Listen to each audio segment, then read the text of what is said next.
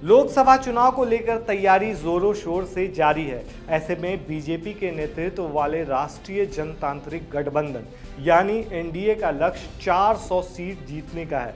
लेकिन 400 सीटों के लक्ष्य को पाने के लिए सबसे बड़ा लूप होल साउथ में नजर आता है।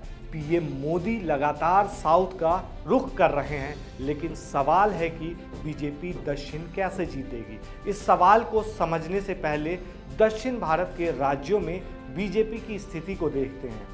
दक्षिण में केंद्र शासित प्रदेश समेत कुल 8 राज्य हैं। इन 8 राज्यों में लोकसभा की कुल 132 सीटें हैं। 2014 में बीजेपी को 132 में से महज 22 सीटें मिली थी, लेकिन 2019 में ये बढ़कर 29 हो गई थी। इन राज्यों के अलावा बाकी राज्यों में बीजेपी की स्थिति काफ़ी अच्छी है। शायद इसीलिए साउथ की कमान खुद पीएम मोदी संभाल रहे हैं, क्योंकि दक्षिण भारत में अब भी बीजेपी की राह आसान नहीं है। पीएम मोदी 5 दक्षिण राज्यों में चुनाव प्रचार में काफ़ी समय दे रहे हैं। कुछ दिन पहले ही पीएम एक नए हवाई अड्डे सहित 20,000 करोड़ रुपए की परियोजनाओं का शुभारंभ करने के लिए तमिलनाडु में थे। फिर केरल गए, जहां बड़ा रोड शो किया और सार्वजनिक बैठक भी की। इसी तरह महाराष्ट्र में उन्होंने अटल ब्रिज का भी उद्घाटन किया। तो आखिर बीजेपी का प्लान क्या है? कैसे इस बड़े लूप होल को भरेगी बीजेपी? चलिए समझते हैं। सबसे पहले तेलंगाना को समझते हैं।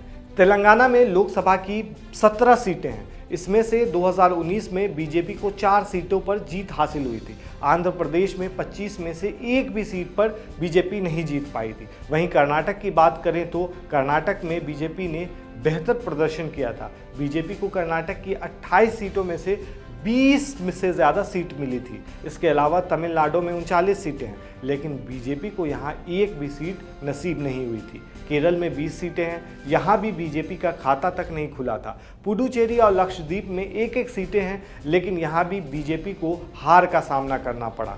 साल 2014 में अंडमान और निकोबार की एक सीट उन्होंने जीती थी, लेकिन 2019 में यहाँ से बीजेपी हार गई थी।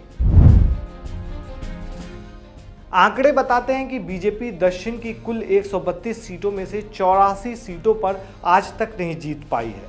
ऐसे में सवाल है कि बीजेपी के खाते में ज़्यादा से ज़्यादा सीटें कैसे आएंगी? क्या है मोदी का प्लान? चलिए समझने की कोशिश करते हैं। तमिलनाडु की बात करें तो यहाँ इस वक्त मुख्यमंत्री एम.के. स्टालिन के नेतृत्व में डीएमके की सरकार है।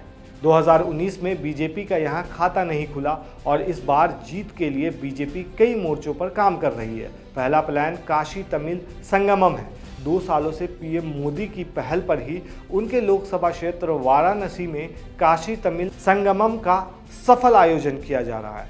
रामलला की प्राण प्रतिष्ठा से पहले पीएम ने तमिलनाडु का दौरा करते हुए रामेश्वर में डुबकी भी लगाई। वहीं उन्होंने रामनाथ स्वामी मंदिर में पूजा भी की थी और रामायण पाठ में भी हिस्सा लिया था। वहीं दक्षिण की बड़ी हस्तियों का सम्मान भी बीजेपी के प्लान का हिस्सा बताया जा रहा है। हाल ही में कला के क्षेत्र में वैजयंतीमाला और पद्मा सुब्रमण्यम को पद्म भूषण अवार्ड दिया गया है। ये दोनों तमिलनाडु के रहने वाले हैं। वहीं तमिलनाडु में बीजेपी को लोकसभा और विधानसभा चुनाव में लगभग 7% वोट मिलते रहे हैं, इसलिए जनाधार है बीजेपी का वहां पर। और बीजेपी इस बार पूरी तरह से कोशिश कर रही है कि ज़्यादा से ज़्यादा वहां पे सीटें लाई जा सके। दक्षिण भारत में तमिलनाडु के बाद सबसे बड़ा लोकसभा सीटों वाला राज्य कर्नाटक है। यहाँ पर 28 सीटें हैं और 2019 में बीजेपी ने यहाँ पर शानदार प्रदर्शन करते हुए 20 से ज़्यादा सीटें जीती थी। लेकिन 2023 में कांग्रेस ने बीजेपी को सत्ता से हटा दिया। ऐसे में अब सवाल है कि कर्नाटक में बीजेपी कैसे खोया हुआ जनाधार हासिल करेगी। इस सवाल का पहला जवाब है गठबंधन। कर्नाटक में बीजेपी और जेडीएस ने एक साथ मिलकर लोकसभा चुनाव लड़ने का फैसला किया है। वहीं आंध्र प्रदेश की बात करें तो जगन मोहन रेड्डी की पार्टी वाईएसआर कांग्रेस की सरकार है और यहां पर लोकसभा की 25 सीटें हैं। साल 2019 लोकसभा चुनाव में 25 सीटों में से 22 सीटें वाईएसआरसीपी के खाते में थी। वहीं टीडीपी ने सिर्फ 3 सीटों पर जीत दर्ज कर पाई थी। इसके अलावा कांग्रेस और बीजेपी का खाता तक यहां से नहीं खुल सका था। बताया जा रहा है कि लंबे वक्त तक गठबंधन से इनकार करने वाली बीजेपी इस बार अलायंस के जरिए ज़्यादा से ज़्यादा सीटों पर कब्जा करना चाहती है। केरल में भी इस बार समीकरण बदल रहे हैं, लेकिन किसके पक्ष में इसको समझना होगा। केरल में लोकसभा की कुल 20 सीटें हैं। साल 2019 के लोकसभा चुनाव में कांग्रेस ने 15 सीटों पर जीत हासिल की थी और यहां भी बीजेपी का खाता नहीं खुला था। बताया जाता है कि यहां मतदाताओं को साधने के लिए पीएम मोदी केरल के मंदिरों में भी गए। जनवरी में ही केरल के गुरुवायूर मंदिर में पूजा की। वहीं उससे पहले ईसाइयों को साधने के लिए 25 दिसंबर को पीएम आवास में ईसाई समुदाय के लोगों के लिए कार्यक्रम का भी आयोजन किया गया था।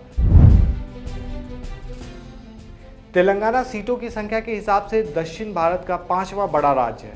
राज्य में लोकसभा की 17 सीटें हैं। साल 2019 के लोकसभा चुनाव में टीआरएस, अब जो बीआरएस है, तो उसकी झोली में 9, बीजेपी के खाते में 4, कांग्रेस के पास 3 और असदुद्दीन ओवैसी की पार्टी एआईएमआईएम के खाते में 1 सीट आई थी। बीजेपी को उम्मीद है कि वो लोकसभा चुनाव में और ज़्यादा सीटें हासिल कर सकती है।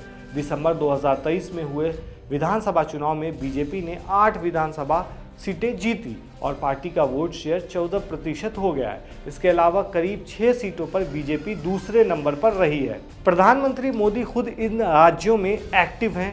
पीएम मोदी 5 दक्षिण राज्यों में चुनाव प्रचार में काफ़ी समय दे रहे हैं। अब देखने वाली बात यह है कि बीजेपी इन राज्यों में कितनी सीटें साधने में कामयाब रहती है। आपको क्या लगता है, बीजेपी को इस बार कितनी सीटें आएंगी? हमें कमेंट बॉक्स में ज़रूर बताएं। शुक्रिया।